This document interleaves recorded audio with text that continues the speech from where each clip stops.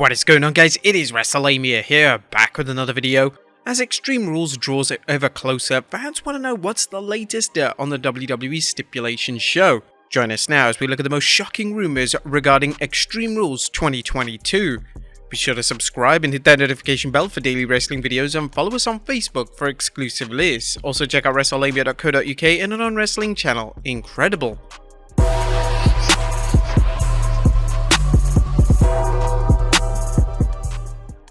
Number 1. The return of Bray Wyatt. Now, is Bray Wyatt returning to WWE? Now, most fans agreed he's behind the White Rabbit QR codes that popped up, or should we say hopped up, on WWE television. The WWE has dropped various clues suggesting that fans' suspicions will be confirmed at Extreme Rules. However, will the WWE be able to resist the buzz they've built up and finally reveal the baffling bunny's identity, or will it milk the storyline further? The fans may be forgiving if the WWE strings them along a little bit longer, but ideally the WWE should answer the riddle of the rabbit and keep fans' goodwill. Number 2. A shortage of champions. Extreme Rules continues the WWE's policy of limiting championship defenses at B-level premium events. Extreme Rules looks to be a good show on paper, and the argument can be made that the two women's title defenses are plenty to satisfy fans who like title matches, especially for a show that derives its appeal from its many stipulation matches. This is especially true for the WWE's world titles, as the Undisputed Championship and Undisputed Tag Team Championship are defended much less. A crown jewel isn't too far off, so it makes sense for the WWE to start building up its show. So what surprises and returns should fans expect? If the WWE plays things smartly, which it has been doing more often than not, it won't get carried away with its surprises. Now, we suspect Triple H really does believe it's a marathon and not a sprint, which is why the WWE will continue with its surprises over the next few months rather than piling them all at once. With that in mind, don't count on all of the following returns and turns happening this Saturday. Nevertheless, expect the WWE to dazzle the fans with some much anticipated returns, turns, and even 1 or 2 debuts. Number 3. Setting the stage for Saudi Arabia. As we reported earlier this week, UFC Hall of Famer Daniel Cormier will referee the fight pit match between Matt Riddle and Seth Rollins. As exciting as that should be, rumour has it that Daniel Cormier could face none other than Brock Lesnar. Does that mean fans should expect Lesnar at Extreme Rules? Well, while there's no guarantee, rumour has it that Lesnar is fighting at Crown Jewel, and what better place to bring him back than a premium live event? The WWE loves surprises, as Lesnar still pops a crowd, and most of all, he's a favourite with the Saudi Sports Authority. Number 4. Is Charlotte Flair returning? Now, we've been waiting for Charlotte Flair's return, as have many of our fans.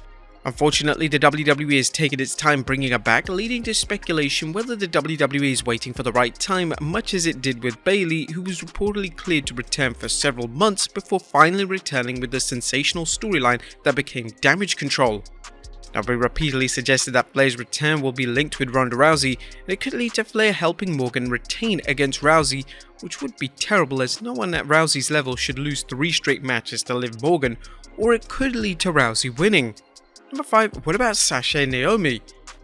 Could fans finally see the long-awaited return of Naomi and Sasha Banks? Well, the WWE doesn't want to use all its returns, and there are quite a few, not to mention any free agents who Triple H may have signed, so it's possible that the former Women's Tag Team Champions will return on the season premiere of Raw rather than this Saturday. Despite this possible return date, we believe that the WWE gave Naomi and Sasha a proper way to return thanks to Damage Control bashing Bianca's backup on this week's Raw. It's likely that neither Alexa Bliss or Asuka will be in any shape to help Belair when she wrestles Bayley, and Bayley has Dakota Kai and Io Sky at ringside. A return by Naomi and the Boss could even the odds, setting things up nicely for the former women's tag champs to take on new ones. Number 6. Turns. There are several possibilities for face and heel turns, especially with the WWE using factions more both on Raw and SmackDown. Here are some of the turns to keep an eye on. Shayna Baszler. The WWE seems to have dropped the storyline where Ronda Rousey suggested the Queen of Spades takes her frustration out on losing to Liv Morgan by injuring her before Ronda's match with the SmackDown Women's Champion. Well, how convenient. However, what if the WWE hasn't dropped the storyline? What if the promotion is waiting for Extreme Rules for Shayna Baszler to stop Ronda from seriously injuring Morgan after a match? A face turn could add some variety to the women's division, especially if the WWE gives Baszler a push as her fans have demanded. However, our next pick could shake things up even more than a Baszler face turn, as Liv Morgan could turn. Now, as much as the fans seem to enjoy Ronda Rousey's badass character, the WWE has watched fans turn on Liv Morgan, especially in light of her unlikely wins over Ronda Rousey. Despite Ronda's heelish actions, such as dismissing the heavy fines imposed on her for slapping around WWE officials and tempting Shayna Baszler into taking Liv Morgan out, the fans enjoy her badass character, much like Stone Cold Steve Austin when he was in the midst of becoming a fan favourite.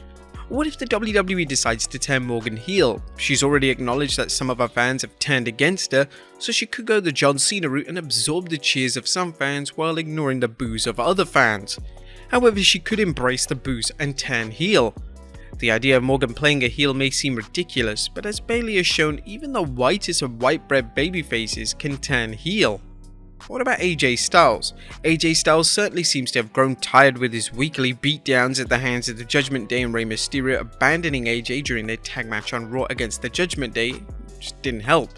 As we noted in our review of Raw, AJ would be a good addition to the Judgment Day, but what if he forms a heel faction of his own? And lastly, what about Alexa Bliss? Is it time for Bliss to turn heel? The WWE has been dropping the hints that Little Miss Bliss has lost her edge, and that the best way to do so is to turn heel. The question is how she'll go about doing it. One way would be to betray Bianca Belair and join Damage Control, but the only problem is that Damage Control seems better off with a veteran leading a group of rookies. There's always a chance she'll fall back under Bray Wyatt's control, but we think that would be a step backwards for Wyatt and Bliss. Now, we're confident that wrestling's 5 Feet of Fury is going to turn heel, but it may not be for a few weeks. Number 7. Additional matches. The WWE has been content with 6 matches for its show, so don't expect Extreme Rules to feature any additional matches, as there are plenty of matches that could be given time to play out, especially the I Quit match between Edge and Finn Balor and ladder match between Bianca Belair and Bayley. As we mentioned, the WWE has many wrestlers who aren't being used on Saturday's show, but it seems happy using them for Raw and SmackDown. Number 8. Where's the undercard? The WWE Championships aren't the only thing missing at Extreme Rules. The event is also missing many undercard superstars. Now, we're not asking for a battle royal or 8-man tag just to get the undercard some exposure, but why isn't the WWE using its premium live events to introduce casual fans to potential superstars like Austin Theory? Why isn't it putting on previously neglected wrestlers like Braun Strowman or Kevin Owens on its show? It's difficult to understand why the WWE can't get rid of an often pointless pre-show and put 1 or 2 entertaining matches on. There's also room on the main show for at least one more match without turning it into an endurance contest like an AEW pay-per-view sometimes. And finally, Showtime? If the WWE does go with only 6 matches, it's going to be difficult to run 3 hours without some backstage segments. If the WWE pulls the proverbial trigger on the White Rabbit storyline, which will no doubt be at the end of the show, it should have enough time to go on for 3 hours. At the same time, the WWE doesn't want to give too much time to every match on the show, such as Liv Morgan vs Ronda Rousey.